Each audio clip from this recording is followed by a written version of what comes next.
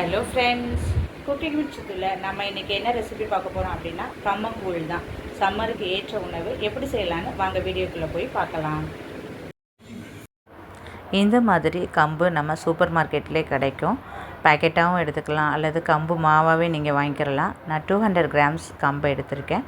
எடுத்துகிட்டு நல்லா ஒரு 2-3 திருப்பு நல்லா வாஷ் பண்ணிவிட்டு ஒரு 20 மினிட்ஸ் கிட்ட ஊற வச்சுருக்கேன். ஊற வச்சதுக்கு அப்புறமா நல்லா அதை வடிகட்டி எடுத்துக்கணும்.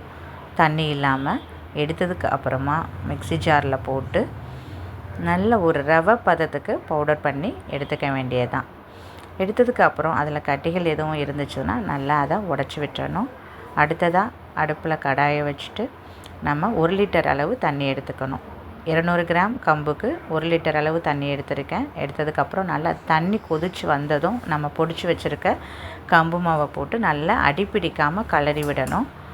கலரிக்கிட்டே இருக்கும்போது நமக்கு கூழ் பதத்தில் நம்ம கிடைக்கும். ஸோ அந்த ஸ்டேஜில் நம்ம என்ன பண்ணணும் அப்படின்னா, நம்ம ஸ்டவ்வை ஆஃப் பண்ணிவிட்டு மூடி போட்டு வச்சிட வேண்டியதுதான். நான் நைட் செய்யும்போது நம்ம உப்பை ஆட் பண்ணக்கூடாது.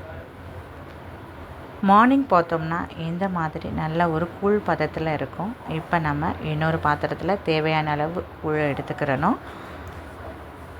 அதோட தயிர், சின்ன வெங்காயம், உப்பு, தேவையான அளவு தண்ணி இதெல்லாம் நல்லா சேர்த்து நம்ம குடிக்கிற பதத்துக்கு நல்லா மிக்ஸ் பண்ணி கலக்கி எடுத்துக்க வேண்டியதான்.